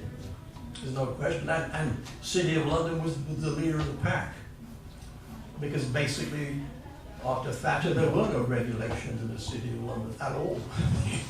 They went clean out of the window. And before that, the City of London was known for its probity and so on. But when greed takes over, then all moral values and integrity goes out of the window. Yeah, I'll give you an example of that going on today. There's a house 2 doors down from me. Somebody bought it and flipped it. Now, I don't know what he bought it for, but he couldn't sell it, and then all of a sudden he sold it. Well, about 2 months later, the maker of the loan took it over. He bought it, he never made a payment, they took it over. Well, now, how good was that loan? Are they really that stupid, or did they get a cut? Because basically, the guy that couldn't sell it sold it to somebody else. And I expect that right after that, he flipped it again with another loan for more money that went into his pocket, or the original seller set up a straw buyer and went into his pocket. But that's what some of our banking system in 2008 were phony loans, flipped, inflated assets that weren't worth it. And it has started again. Oh, it's, as I say, we are headed for another crash for the same reasons. I mean, the only reason why, certainly in England, we've had effectively a wage cut, since the crash. And so there's been a huge rise in borrowing. Now, there's a limit. And when that starts to go down, the demand goes down, layoffs begin, and you have a crash. And by the way, since we've, last time the Federal Reserve stepped in and poured trillions into the system, lowered interest rates. I think they were about 7% in 2007. I know, and they dropped them, 0.2% or something. They don't have that luxury anymore. I mean, they've done it. So if there's a crash, there's nowhere to go. Things have gone so badly wrong with the financial system that what I would have done simply is to nationalize all the banks, fire the whole lot, Goldman Sachs, Citibank, the whole lot. They're all criminal, and really start all over again with banks that serve the country rather than these people serving themselves. I mean, they're just a band of criminals, really. And they're worthless.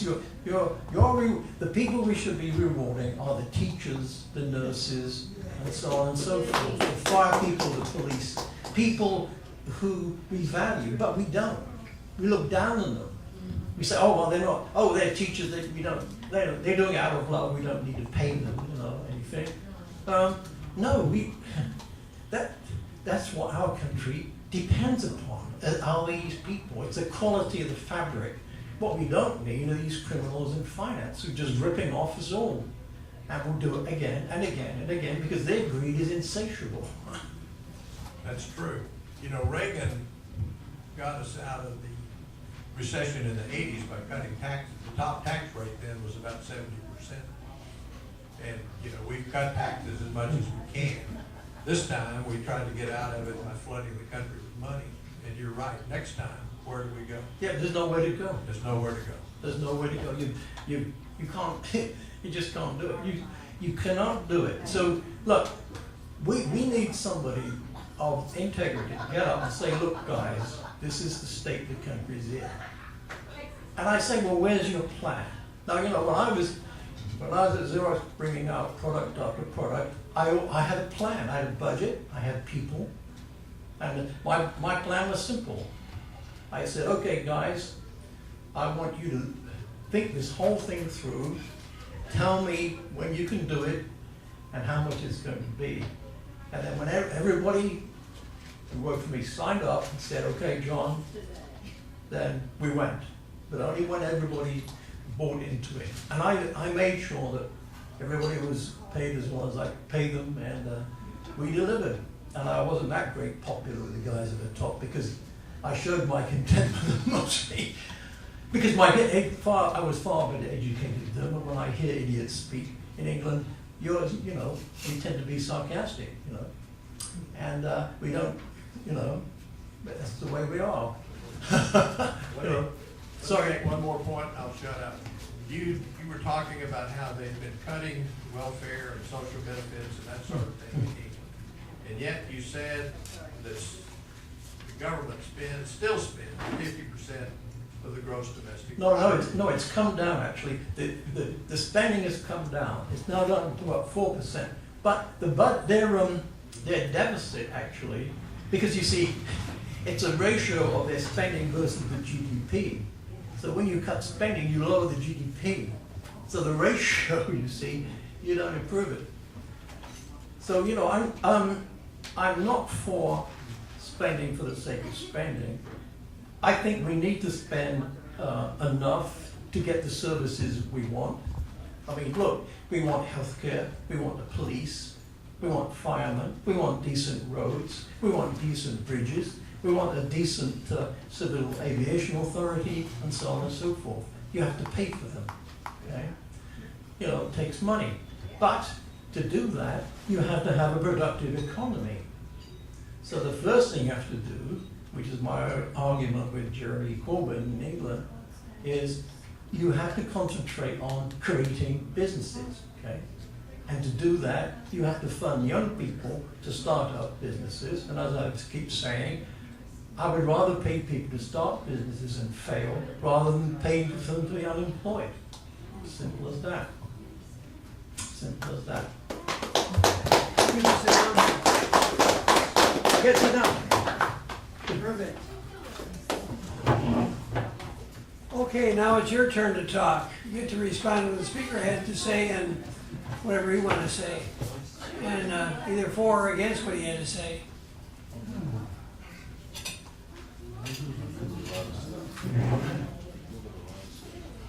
Well, many in the audience know John and I have ongoing disagreements. I would say this is probably the nearest we have moved in a parallel journey where we're almost touching on some subjects. And to kind of genuflect in that general direction, I will tell a little story here. I was at the last gas station in Oregon heading up into Washington State. And I don't know how far I'd driven. I think it's the first time I'd stopped in Oregon to get gas. And I got out. I saw this little guy tooling around here, and he went away from me. And I pulled out my credit card. I tried to use my credit card, and crikey, it wouldn't work. So I'm a little bit upset about that. I pulled it out and tried to get it to scan a couple more times, and it scanned, and they're pumping gas, and this little man comes over and he starts hopping up in the air, and I'm wondering, what the heck is this going to help with anything? I mean, he's short, so I mean, how's it going to, just because he's jumping up in the air, what's that supposed to do? And then he starts yelling at me. He says, that's my job, that's my job. I'm supposed to pump the gas. I said, well, I know how to pump my gas. And he said, that's against the law. You can't pump gas. I said, I'm from Texas, buddy. We know how to pump gas in Texas. And I nearly caused a riot because I went in to get a receipt. Inside, there's a whole line of people, and they're all angry at me because I pump my own gas. And this big farmer type, about twice my size, he's up there and he says, I voted for that law. I think that man should have a job. So I didn't back down, and luckily nobody threw any blows there because it could have gotten nasty. And I was really pumped. I was ready to go for it. But anyway, what's the issue here? That's stupid socialism. To create a job that nobody needs. Come on, folks. I mean, if you're in government, you ought to be able to create jobs that actually fill a need out there. And so what I'm kind of moving towards here is what I call a little intelligent socialism. Is you look, before we destroyed Libya, Gaddafi had programs where the government was actually giving money back to the people. If you live in Alaska, you get a check every year. I don't know what it is now, but it used to be $5,000-$6,000 or more. And that was each citizen, each resident's cut of the Alaskan oil resources. As in other words, they partook of a part of that revenue stream there. I don't see any reason why, with a little sensible socialism, you can't have a program like that where the citizenry, the residents, participate in the wealth and the abundance of the economy they're in.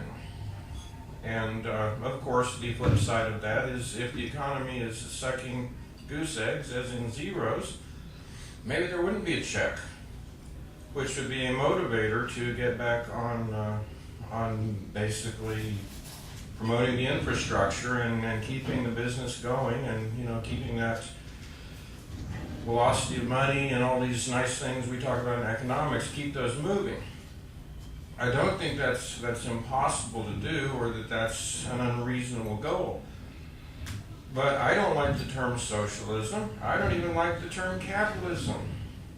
Capitalism in the current form was coined by Karl Marx. I don't like anything to do with Karl Marx. Yeah. I'm not thrilled by it, because you walk into his paradigm and then you're in that boxing match right there. You never get outside of that boxing match. You're inside the ropes. We don't need to be inside the ropes. There's something called free market economics, which is how people have done business back, from the early days, the trade routes, everything.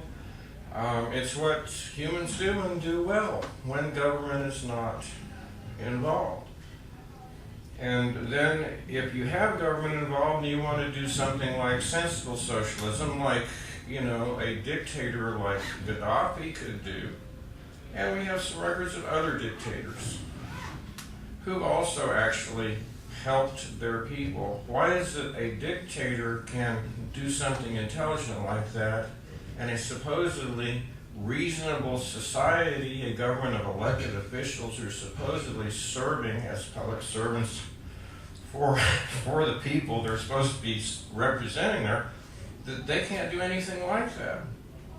Instead, we have a system of universal plunder.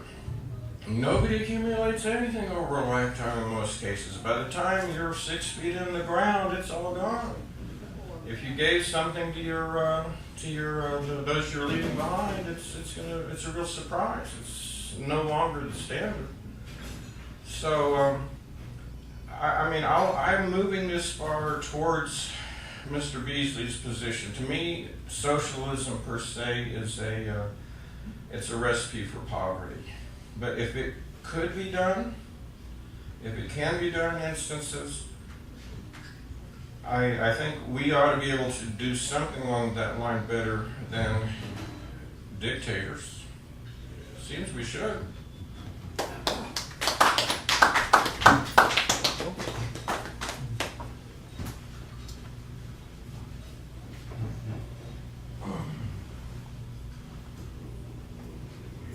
Good talk, Jim. What I heard was a lot of tech speak and a lot of technical considerations, which is well and good, and you need to explain how those moving parts fit together to create the problem, right? So you're going to ask me, what's the problem? Well, the problem is the people don't believe in the system anymore. That's the problem. Whether it's, I don't care what label you want to put on it, democracy, capitalism, whatever. Everybody thinks we're on the wrong track. Okay, so what I want to talk about is that mood and the anger and the fundamental thing that's brought us to this pretty pass here. Now, whatever you may think of the New Testament, whatever you may think of the Communist Manifesto, they both spoke to the same thing, hope for a better world, right? Now, the problem is that people have given up on hope. They know that our system, is rigged against them. They know that they've been screwed. They know that they can't trust the politicians, and they quite don't know what to do about it until they pull the lever for Trump, and we'll see how that works out. Here's the problem, in my view. Fundamentally, it's not a technical problem as to whether or not you're Keynesian or not. The problem is one of idolatry. We've reached the point where we think that greed is a virtue. That's the problem, John alluded to it. He said we worship money. We sure as hell do. You listen to Rush Limbaugh, you listen to any other defender of the right, and they think that markets should decide everything. Should they? What we've seen with the practice of that kind of idolatry for the last 30 years is the social fabric of this nation has been ripped to pieces. We got demagogues running for president and winning. How does this happen? It happens because people have lost faith in the system. They've lost faith in the system because people have bought into a bullshit ideology which says that selfishness is good, Ayn Rand is right, and selfishness turns out to be a virtue. No. Now, I'm going to allude to some of John's background. What Churchill said in the midst of World War II is, I have nothing to offer but blood, sweat, and tears. That is exactly what our politicians should be saying today. And they are the people who should be taking the lead. Yes. You know, this idea that, oh yeah, we're going to invade Iraq, right? But not my kids. Your kids. Now, if you really, okay, so my view is this, and oddly enough, I was reminded of a comment that Voltaire made at one time. He says, if God didn't exist, we would have to invent him. And what that means, okay, is that there's some higher authority that dictates to you that you're not going to let your self-interest roll. What you're going to do is you're going to self-sacrifice for the good of somebody else. That's why this nation, I think, is falling apart. This is why the UK is falling apart. That is why democracy is endangered. Because people are saying, what democracy? With leadership like this, that exalts exactly the wrong. Morality has been turned on its head. It used to be that self-sacrifice was the highest virtue. Not anymore. Getting ahead is. And if you do self-sacrifice, you're an idiot. Maybe a fool. Anyways, those are my words. Thank you.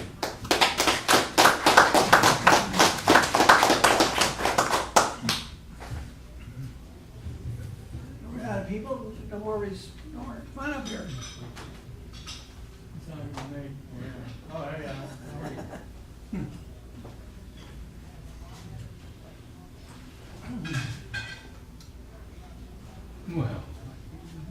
Well, John, you always have this habit of expressing intelligence. It's a dangerous commodity in this world. Thank you, Albert. You can't help it. I know.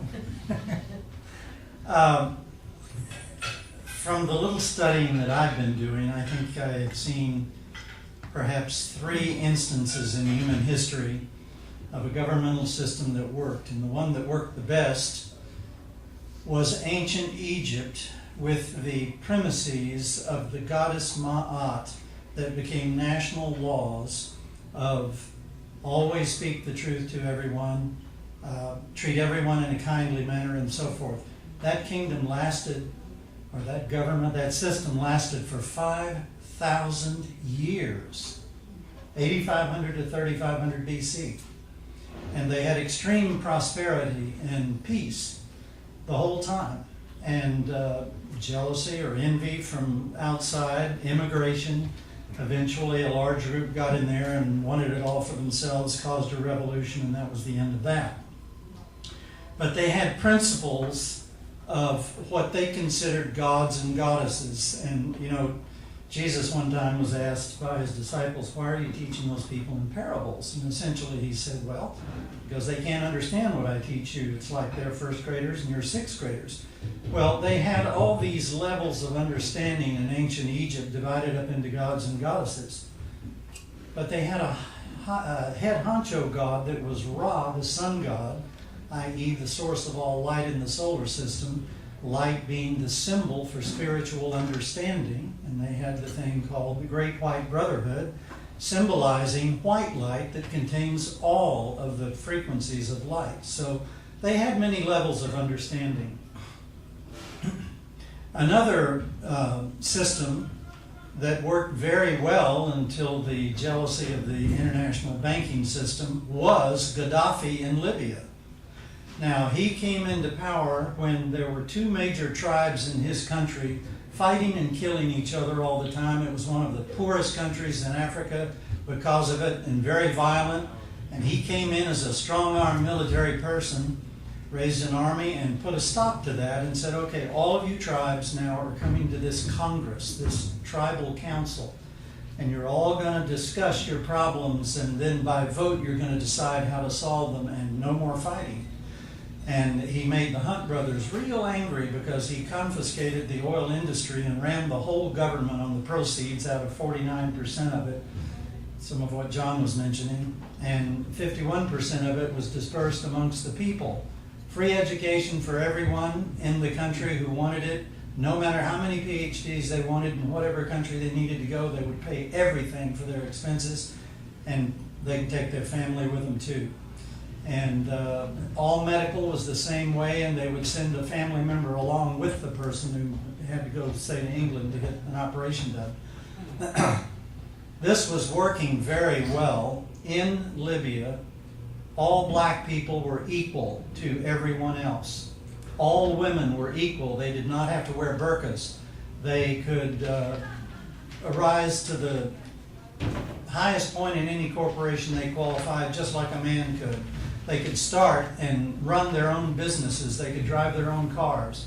Everyone in Libya was equal, but Gaddafi put them on a gold-backed dinar, and he was trying to get the rest of the African Union involved in that. Well, the Rothschild banking system, i.e. the Federal Reserve is part of that, said we can't have that because that's our total control of the world. And therefore, through the CIA, they paid these Al-Qaeda radicals $250,000 apiece. Of course, they can print boxcars full of money, which they did. Cost them nothing. And gave them all weapons, and they invaded Libya and killed 500,000 people. And 2 million left the country, and every black person in there when Al-Qaeda came in, if they got caught, they had their head cut off immediately. It was just horrible what they did, and our government, the CIA, paid for it and carried it out through Al-Qaeda. Now, we need to wake up to what we're being ruled by in this country and in this world. And we need to put a stop to it, and we can do it. You know, there was a Global 2000 report produced by the government printing office during the Carter administration. And it basically outlined that this New World Order group would have their project completed by the year 2000. Well, that was pulled back off the market by the government printing office. And here it is nearly 18 years later. They've been slowed down. People are waking up. 30 years ago, my own brother-in-law would think I was nuts. He recommended I go to a psychiatrist. But my sister a couple of years ago said, well, some of those things you were talking about back then are coming true. People are waking up. There are people willing to have discussions that will take them into areas that challenge everything they believe in today. And that's good, because a lot of what they believe in, a lot of what we all believe in, is crumbling out from under us. And we need to realize that. We need to realize that these globalists intend to reduce the Earth's population down to about 500 million. They say under 500, sustainable. That's one of their good words, sustainable. Population under 500 million. Go to the Georgia Guidestones in Wikipedia and you can read all their principles there. They're a cult. They pre-announce everything they do, and it's codified in ways that we're too stupid to understand. And hence, if we are not understanding what they are saying, then we are worth no more than animated clay. And that's the Satanist viewpoint. And if we understand it and do nothing, we're still animated clay. So they have no sense of guilt or anything for anything they do to humanity. And they make millions and millions and billions of dollars off of continuing warfare. The banking system gets rich on warfare. The large corporations get rich on warfare, so they want it going on all the time. Back in the early 70s, I had a friend who was 27 years in the CIA, and he taught me some things. He said one day, you know, every war, famine, and pestilence is a planned event. There are no accidents of nature that cause these things. There's no stupidity in diplomacy. It's brilliance to make us think it's stupid. But they're all planned because they want to keep all of this chaos going. We know that Soros has been backing a lot of these little splintered radical groups that just go in and raise hell everywhere they go to divide people and put them up in fights so that they're totally distracted from the big picture of what's going on. And we are all the same fodder for what they're doing, all of us. Left, right, whichever heel we have the razor blade on in the cockfight. As I've used that analogy several times. We are being pitted against each other when the higher levels above what we're looking at trying to kill the other one that's trying to kill me, that kind of thing. They're betting on who's going to be the winner and how they're going to make their millions here and there, and then the guy out in the parking lots heating up the grill so that when these roosters kill each other, they'll roast them and feed on them. And that's basically what we are. And in a sense, there is a strong belief in this worldwide top secret satanic movement that the death of an individual provides the life energy that can be absorbed and strengthen and lengthen other people's lives, and the deaths of millions can give a few physical immortality. And I'm telling you that this is a true belief of people in leadership positions, and hence we have wars, famines, and pestilences. We need to wake up and realize these people who hold themselves out as loyal Anglican or Catholic or Buddhist or whatever are not that at all. Secretly and fervently, they are Satanists.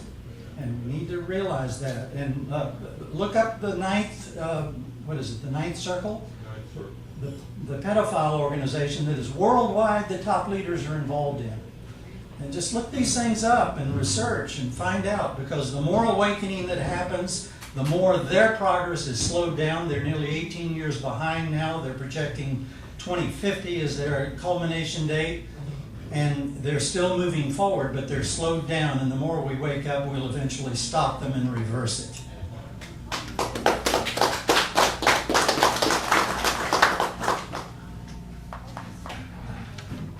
Am I the last one standing? Looks like I am. Anyway, I want to thank our speaker. I think he did a terrific job here tonight. I was all thinking, a lot of research there, and he's on target on most of what he has to say, which I agree with. Our future today is tenuous. It's true. Everything you've said is true. But underlying all this, if you look at history, look at our own history. 1929, we had a big crash, and then subsequent to that, they had WPA projects, they had different things. This went on and on. They ran out, they spent government money. It was a Keynesian idea, spend the government money, and they kept it going, And eventually, about 1938, they ran out of things to do, and the economy still wasn't picking up. So that's when they shortened the workday in this country. They reduced the work week from 60 to 40 hours. They reduced the work day from 10 hours to 8 hours. And they did not cut the pay. They got the same take-home pay in 8 hours you used to make in 10 hours. That's our history. And there was a federal law and then a state law. And within 5 years, big business and labor went to each state legislature to put the states on a shorter workday because Israel company want to eliminate their competition. That's how we got an 8-hour day and a 5-day work week. That's how it spread to the rest of the world. That's where it all came from. So it's something to remember. And today, if you look at our history, machines replace people. Machines don't pay taxes. People pay taxes. And I was in the railroad industry. We had 5 people working for everyone who was on pension. Then they got rid of the caboose, got rid of the engines. They got too many people. They got rid of the people. Now we have 2 people. Now we have 5 people on pension for everyone that's working. So they went to the Railroad Retirement Board, went to corporations, said, you got to do something. The pension fund's going up in smoke. So with that, the corporation now pays 2.5 times what the employee pays for pension costs. They don't mind doing it. They're making a fortune. They get rid of everybody. So this is, but that didn't happen with Social Security. That's part of our problem.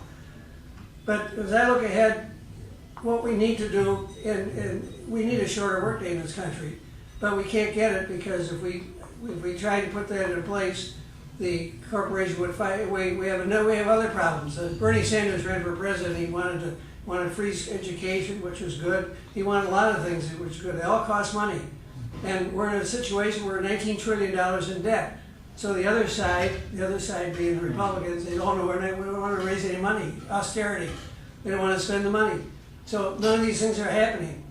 So we're in a like hitting walls against each other, where everybody's running around in a circle trying to blame somebody else for what's going on. But the real problem is automation, if you look at it. Throughout the world, machines replace people, machines don't pay taxes, people do. So one of the problems is, I mentioned we got $19 trillion in debt. We have a WTO we've signed on to, which corporations pretty much ran when our government signed on to it, which is not good. NAFTA, GAP, different things came out as a result of it.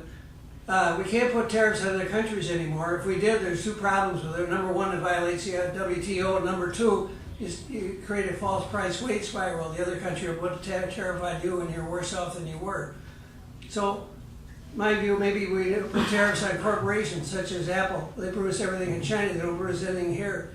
So maybe the tariff would be the difference in labor costs, the difference in environmental protection, the difference in transportation costs, the difference in taxes. That would be the tariff.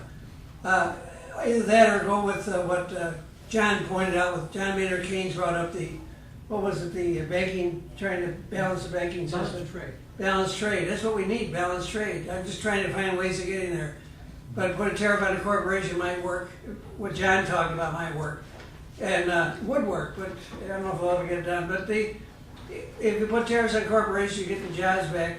But the problem with that is we've got a Congress, I mentioned before, and John mentioned it, we've got the best Congress money can buy. They're owned by the corporations, pretty much. If they vote against the corporations, they don't have a job, they're out. They'll replace them in the primary. They'll run somebody against them because they violate the corporation. Well, corporation controlling government by definition is fascism. Think about it. That's what it is.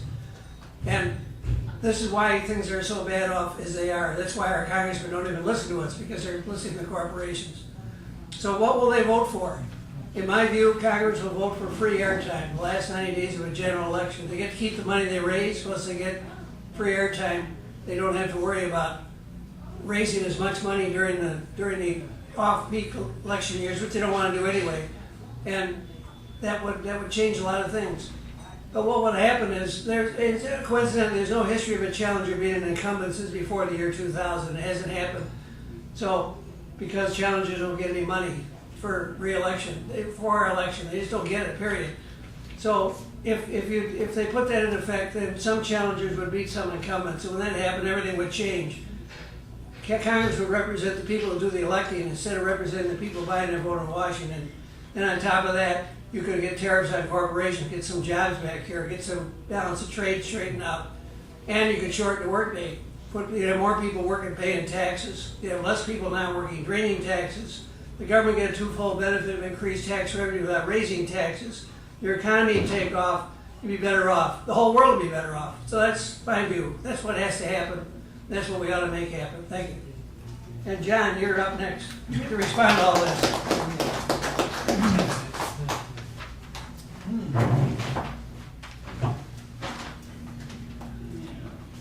Yes, well, actually, there seems to be some degree of consensus here.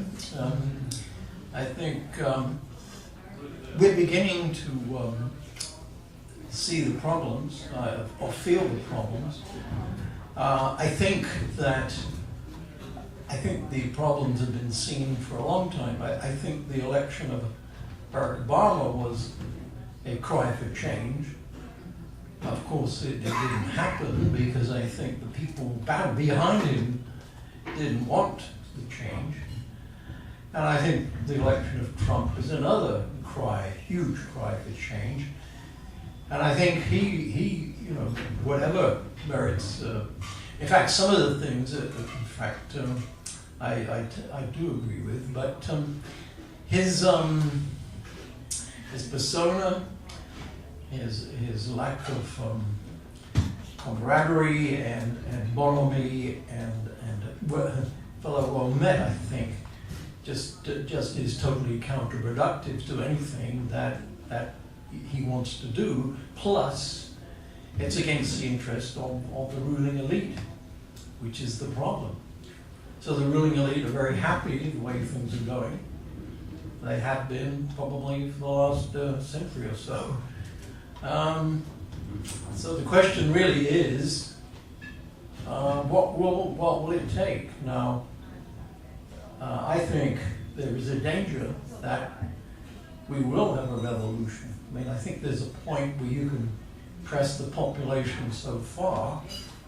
Certainly in England, we saw a massive swing in the last election, completely surprised everyone, but there was a point where austerity, the people were fed up to the eyeballs with it. They just, long last, they just didn't believe, as Jim says, they lost trust in the politicians, with good reason. I mean, really, some of these people have so little, knowledge or integrity. It's almost beyond belief, actually. They're trained liars, basically. I mean, that's their stock in trade, and so here we are. Now, the danger is that we will have a revolt, and with an armed population, it could be very ugly. So, and I think in England, that actually, we're headed towards fascism. I think we're headed towards fascism, and it will be. Never mind how great Gaddafi was or wasn't, but we saw in the 30s we had the isms, we had communism on one side, we had fascism on the other side, and it all ended very badly. Because really, you either have democracy or you have one or the other. So really, as I've always I've said it many times, and I'll say it again, the first law you pass is the defense of democracy, which means that if anybody gets into power, they do things against the good of the people and feather their own nest or their friend's nest or whatever it is, they suffer huge consequences because they work for us. And this is what they never realize or are never reinforced. They work for us. They are our servants, and their duty is to promote the general good of the people. Now, when they violate that trust, I don't care if it's a dog catcher, a policeman, a judge, anybody else, you violate that trust, you're gone, and you're gone is a severe punishment. Because that's what destroys the system, is when you see these corrupt people who get corrupted and are not narcissistic and full of delusions of grandeur and so on, when they start behaving against the public trust and start betraying and stealing from the public, that's when things have gone badly wrong. And so I do think Jim has a point. There is a moral component to this. There is and that's what I think has been totally lacking. This is why I say we've had false gods in this country. But this virus of greed, as I said to my wife, it will invade Europe, and it has invaded Europe. It's everywhere. It's everywhere, and it's unstoppable. Once corruption starts, it's so difficult to and as Jim says, people of real goodwill, integrity get laughed at. Like this person's a fool. He's not made himself $10 million, but he's happy to earn $50,000 a year. He could have ripped up, blah blah blah. It really is a question of personal values, personal integrity, and so on. That's what it really comes down to in the end. And really, the component part of that is democracy, giving everybody, so that everyone has a stake in the game. They have skin in the game. But when they feel they're betrayed, when you don't have equal justice, equal education, equal opportunity, then I think things go badly wrong. And basically, after the war in England, I felt that there was trust. The welfare state did work. It worked for me. It worked for millions of people. It really did work. We felt that the government was on our side, and we applauded all the policies. Now, that lasted, but of course that wasn't to the taste of the top echelon. They wanted division, they wanted to take control, And of course they thought they were right. Well, look at the results. You know, they just about damn well destroyed England, and they've in the middle of destroying America too. I mean, it's the same principles: greed, stupidity. I mean, when you have greed, it destroys people's minds. I think it turns them kind of stupid and insane. And what went on Wall Street with this crash was, I mean, their minds turned to mush, really. I mean, but they were so intent on making the next billion and million and who knows what, you know, all their common sense left with them. You know, apparently, as the guy said, when the dance was on, we all had to dance because it was so good. So there we were in this whirligig. Well, I'm afraid there are times when you just stand up and say, no, this is not right. And the will of the people in the end must get, as I said last week, I'm waiting for a party to arise that worries about the people. All the people, every person. You know, I'm here to, you know, my job as a manager in Xerox was to make a success of everybody. Every person. That was my responsibility. Not me alone, I couldn't do anything. And so it depended on everybody doing well, doing their, and my job was to help them. That's the job of government. Make sure everybody in the country is a success. Not rip everybody off, which appears to be the game plan. So yeah, it's Jim, I agree. It's a moral question, really, at bottom. And if a man doesn't have integrity in this world, he has nothing. And I see very little integrity in this world. Used to be, you could trust people. In England, in banking in England, my word is my bond. If someone said something, they honored it. No more. It's gone out the window. And that's why the country has gone down the drain and it's broke. That's what happens. It's just as simple as that, I think. How you get this back, I do not know. But unless you get it back, we'll keep going down this spiral and people will get, and I think there will be. Because if, you know, Hillary Clinton certainly didn't understand what was going on at all, really. She had no policies worth a damn. She had all these plans, but they didn't really, you know, she didn't hit the fundamentals. So I think we need a party that supports the people, and I hope we will one day.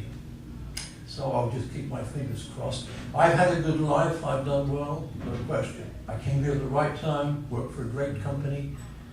I really had a great career. I was very, very happy. My wife's very happy too, thank God. We've been married 50 years next year, so it's good. But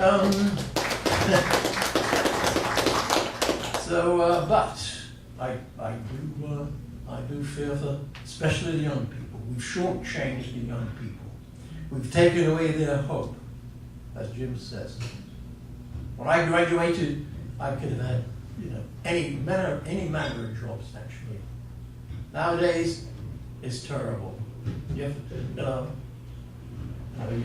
have to pay to work. I mean, 0-hour contracts in England, no guaranteed hours, no guaranteed payment. It's just totally disgusting what's going on, with the connivance of both parties. So when you destroy hope, that's it. Okay?